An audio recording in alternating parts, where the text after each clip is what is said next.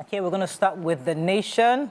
Otedola hard-won victory returns Edo State to APC fold. Federal lawmakers return to firm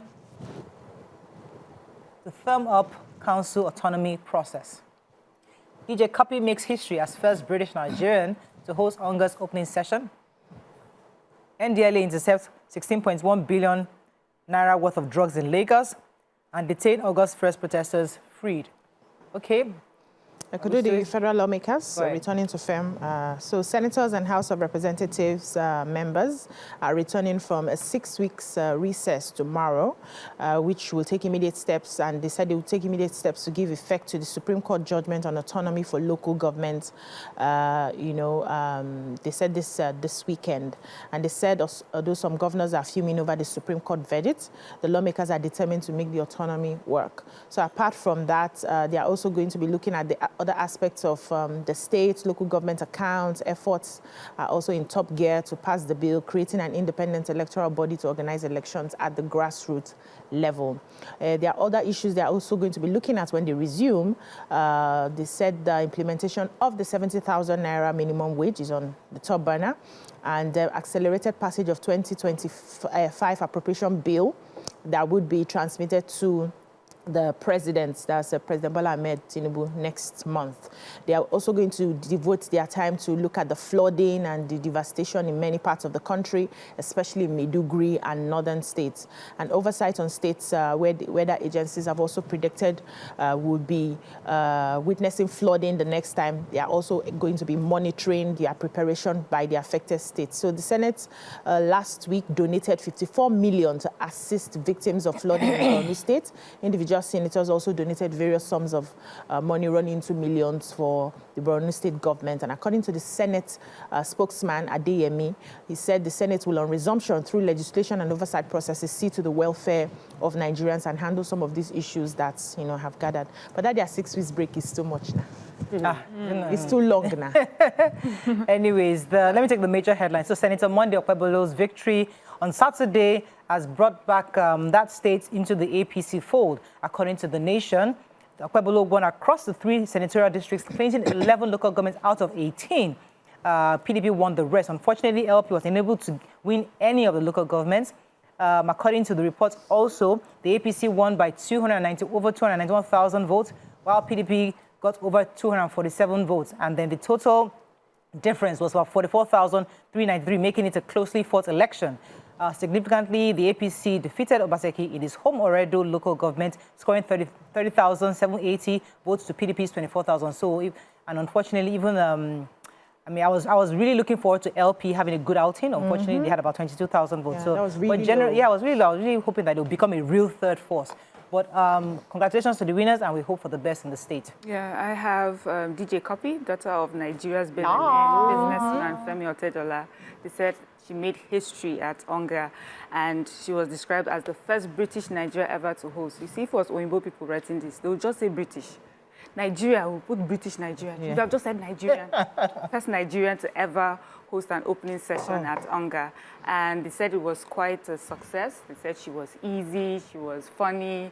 She talked about her passion, which is quality education for everyone, and that her foundation is working on that, and that she bantered with Amina Mohammed, and they were talking about how Cuppy first said that, she's going to be the first Nigerian president, and Amina Mohammed was like, oh, after me. Oh, wow. People were like, that it created a buzz in the audience. People were like, it says a lot about leadership amongst women in Nigeria. So, yeah. Fantastic. Beautiful. I'm really proud of. Congratulations to her. Yes, I have the story inside the paper about Luth, and it's a good news that Luth, that's the Lagos University Teaching Hospital, is partnering with the Sickle Cell Foundation of Nigeria to start high-quality, safe bone marrow transplants. Last year, I know, 2 years ago, I met a couple in the US that they relocated based on the cost of raising a sickle cell. They had 2 sickle cell children in Nigeria, and they just had to, when they traveled, they just stayed there, and they were able to get the bone marrow transplant without paying a fee because of the foundation that exists over there. So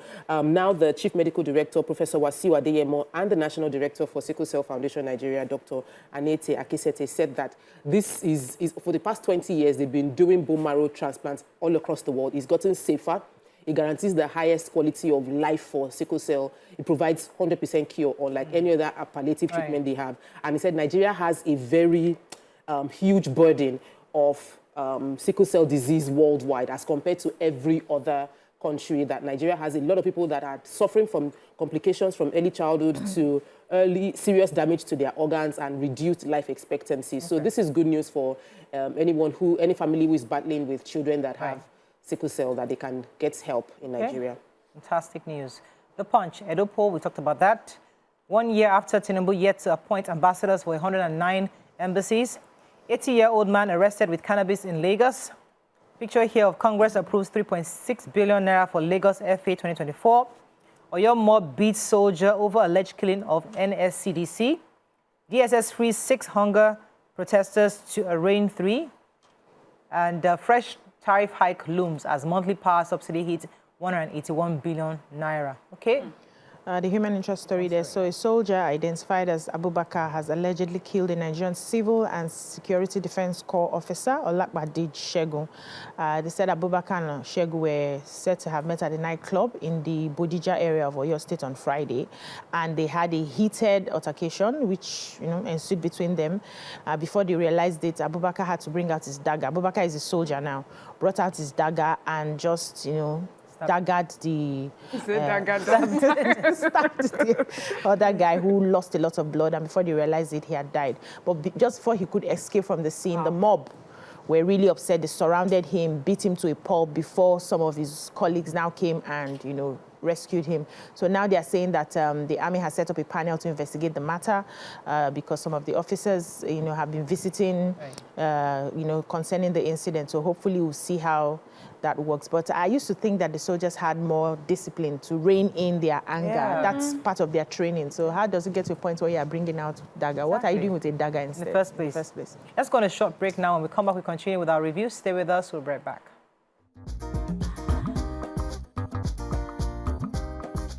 Stay tuned. Your View will be right back.